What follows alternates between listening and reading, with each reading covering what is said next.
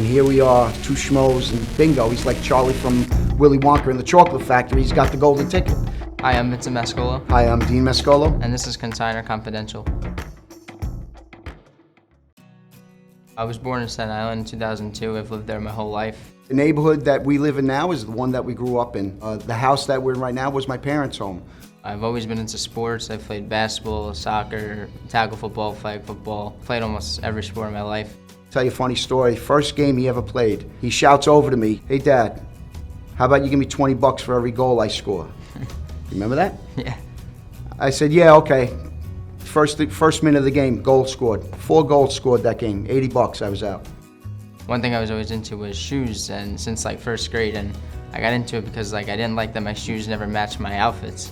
Parents, they would always buy my shoes for me, so I was like, oh, it's cool, I can get all these shoes for free. And then my foot started growing and the prices of the shoes started going up. So I'm like, oh, you know, you gotta start trying to figure out how to pay for some of your own pairs, or we can't get you as many as the pairs you want. It's like, oh, all right, I guess. So I worked hard for them shoes. So I remember I started selling like all my shoes that like, even the ones that fit, you know, I was like, oh, they don't fit. I just started selling them, and then I just started rebuilding. And then my sophomore year of high school, sneakers became like a business for me. I learned that there was a market for it, so, you know, I started buying and selling. He says, "Dad, I need to borrow $500. I said, $500? I said, for what?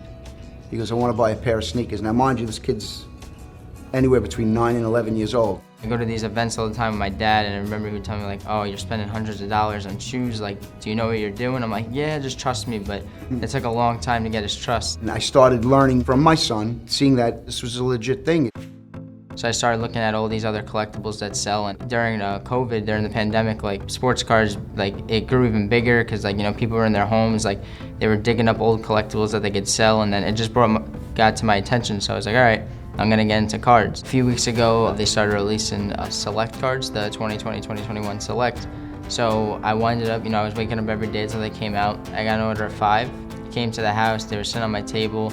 And then it was like 2-3 weeks went by and my friend came over, so he kept asking me for hours to just open the box. I was like, all right, you know what? I'm just gonna pick up the heaviest one. I opened it, I got nothing. We had 3 boxes left. I opened one of them, nothing. I opened the second one, nothing. I got down to the last box, last pack. I opened it, and then I see this gold card in the back. I'm looking at it, I was like, oh, LeBron. I'm like, this might be like a $50 card. I'm like, I have no clue what this is. So, you know, I just put it in a sleeve and a top loader, and then, you know, I'm going through eBay looking these cards up, and then I looked up this card, and I'm like, you know, I can't find this card on eBay. Like, so my friend that usually buys my boxes, I called him. I was like, look at this card I got. He was like, no way, like, how did you get that? Like, he was screaming. I'm like, what is this? He's like, it's a 1-of-1 gold flash LeBron. I'm like, that's great, but I have no clue what that means. I'm like, what is this card? And he was telling me, he's like, that card's insane. It's like the only one in the world. It's super high rarity. It's gonna go for like an insane price. I'm like, really? I'm like, what do I do with it? Like, I had no clue what to do. Like, I know nothing. Like, at this point, I still know nothing about cards. I just knew what boxes were hot. So I was buying them and I was flipping them. My friend told me the card was worth like 20 grand. So I didn't believe him. I'm like, look, so I called my dad, I'm like, Dad, look, this kid told me I got a $20,000 card on the table. I have no clue. And he's like, no, it can't be. So I called my other friend and I showed him. He had the same reaction. He was flipping out. He was like, you gotta get that graded. You gotta go here, you gotta do this.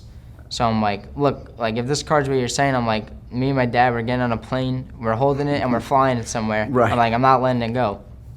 So he walked me through this whole process. He's like, you gotta take it to Goldin Auctions. I was like, well, can I just go there? Yeah, we didn't want to ship anything. We were so worried. We were scared. We actually had the card, we had it tucked in the middle console in between napkins, right, in like double casing. Don't like, spill just, no coffee. We had no idea. We were like, look, this could be a hit. It could be a regular everyday card. We were like, we don't know. So like, I remember I bought he took me to Dunkin', and right, I first had the card like on my lap, and I was drinking my coffee. He's like, tucked the card away. He's like, you're gonna get coffee on it. I was like, all right. So we put it in the middle console, and we just buried it. And we were like, it was like, I don't even know. We were treating it like it was a treasure chest. Yeah, we have a lot of fun with it. Like but getting it here, there was a lot of care taken in regards to transporting it over to Goldin.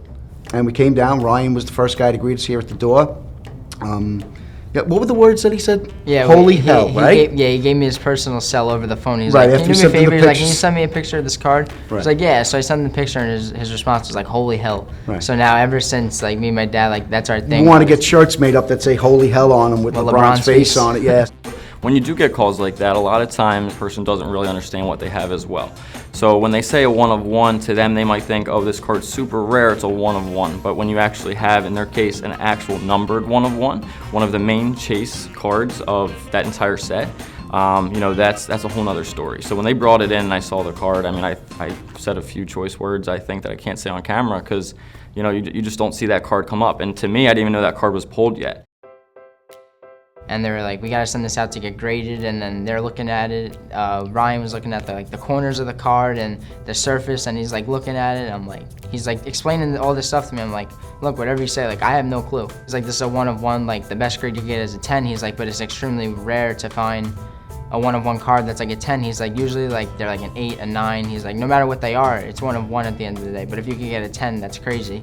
So he's like, we'll probably have the card graded in like 2-3 weeks.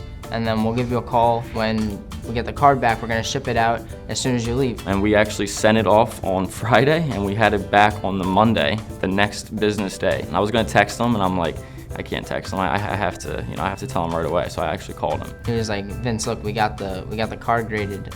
It's crazy news. I was like, all right, let me hear it. He's like, it came back at 10. It's nearly impossible to get a one of one as a 10. There was only one printed. So when you think about, especially a card like this, you know, that gold shimmer surface, it's easily chipped, it's easily scratched, damaged, the corners, edges, when you're pulling it from the pack, it's so easy just to nick one. And something you can't control either is a lot of times these cards are off-centered. So you pull it from the pack, you could handle it with the ultimate care, and it's just off-centered. You're still gonna get a 9 anyway. It's natural in my mind to think like, well, the only way something's going to be worth something is if it's aged and it's in great condition, and you know, 20, 30, 40, 50, 60 years have to pass in order for it to be worth something. That's not the case these days. Whether it was him, my mom, my friends, I was like, look, like I don't know what to expect. Like this whole process was just like so cool. Like I said, it has nothing to do with the money. Like I like doing all these new things, experiences. Like I don't even know. Like it's just been like totally fun. For the person that's out there collecting all these years, you know, and to never come across something like this. And here we are, you know, just two schmoes, and he gets a couple of boxes of cards and his friend's in his ear telling him to open it, and he decides to open it, and bingo, he's like Charlie from Willy Wonka in the Chocolate Factory, he's got the golden ticket.